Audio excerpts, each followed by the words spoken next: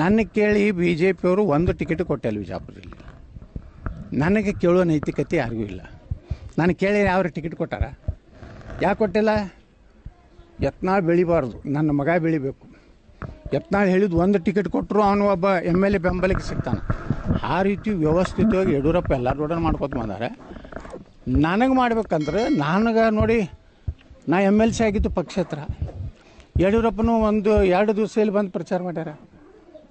ಪ್ರಹ್ಲಾದ್ ಜೋಶಿ ಬಂದು ಪ್ರಚಾರ ಮಾಡ್ಯಾರ. ಜಗದೀಶ್ ಶೆಟ್ಟರ್ ಬಂದು 2 ದಿವಸ ಪ್ರಚಾರ ಮಾಡ್ಯಾರ.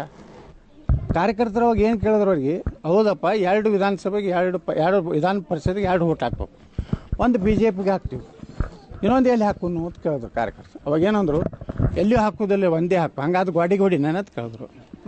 ಇದು ಕಾರ್ಯಕರ್ತರು ಯಾರು ಗ್ರಾಮ ಪಂಚಾಯತ್ ಸದಸ್ಯರು ಕೇಳಿದ್ರು. ಅದಕ್ಕೆ ನೀವು ಸೋತಿದ್ದ ಕಾರಣ ನೀವು ಅದೀರಿ. ನೀವು ಓಟ ಯಾರಿಂದ ಬರ್ತೀರಿ? ಹಿಂದೂಗಳಿಂದ. ದಿನ ಒಂದೊಂದು ಕಡೆ ಇದು ಕೊಟ್ಟರೆ ಇದೇನು ಮಾನ್ಯ ಆಯ್ತಲ್ಲ, ಅದು ಏನು ರಂಜಾನ್ ಆಯ್ತಲ್ಲ, ದಿನ ಒಂದೊಂದು ಊರಾಗ ರೋಜಾ ಮಾಡಿ ಏನೋ ಮಾಡ್ತಾರಲ್ಲ, ಅದು ಇಫ್ತಾರ್ ಮಾಡಿದ್ರಿ. ಎಷ್ಟು ಓಟ್ ಬಿದ್ದವಪ್ಪ ನಿಮ್ಗೆ? ಅದಕ್ಕೆ ನಾ ಹೇಳ್ತೀನಿ, ನಮ್ಮ ಮಂದಿನ ಬಿಟ್ಟು ನಾವು ಓಟ್ ಬಿಡೋದಿಲ್ಲ ಅಂತ. ಅವ್ರು ಏನು ಮಾಡಿದ್ರು ಓಟ್ ಹಾಕೋದಿಲ್ಲ. ಎದಕ್ಕೆ ಟಿಕೆಟ್ ಕೊಟ್ಟರು ಕೂಡ ನೀವು ಪ್ರಚಾರ ಮಾಡಿದ್ರಿ. ಯಾರಿಗ್ರಿ? ಕಳೆದ ವಿಧಾನಸಭಾ ಚುನಾವಣೆ ಮಾಡಿದೆ. ಅಲ್ಲಿ ಒಬ್ಬ ಎಂದು ಗ್ರಾಮ ಪಂಚಾಯತಿಗೂ ಆರಿಸಿ ಬರ್ಲಾರ್ದ ನಿಂದ್ರಿಸ್ತಾರೆ ಇವರು. ಅವನಿಗೆ ಉದ್ಯೋಗ ಅದೇ ಐತಿ. ಅವನು ನಿಂದ್ರದು ಎದಕ್ಕೆ? ಆರಿಸಿ ಬರೋದಕ್ಕಲ್ಲ. ಅವನಿಗೆ ಏನಾಗ್ತೈತಿ, ಅಲ್ಲಿ ಒಂದು ಪ್ರಬಲ ಕ್ಯಾಂಡಿಡೇಟ್ ಐತಿ ಕಾಂಗ್ರೆಸ್ದು. ಆ ಕಾಂಗ್ರೆಸ್ನ ಕ್ಯಾಂಡಿಡೇಟ್ ಕಡಲಕ್ಕೆ ಕಾಂಗ್ರೆಸ್ನವರು ರೊಕ್ಕ ಕಳಿಸ್ತಾರೆ. BJP ಅವರು ಯತ್ನಾಳನ್ನು ಮುಗಿಸ್ಬೇಕಂತೇಳಿ ಇಲ್ಲಿ ಪ್ರಧಾನಮಂತ್ರಿಗಳ ಕಾರ್ಯಕ್ರಮ ಆಗಬೇಕಾಗಿತ್ತು ಬಿಜಾಪುರ ನಗರನಾಗ.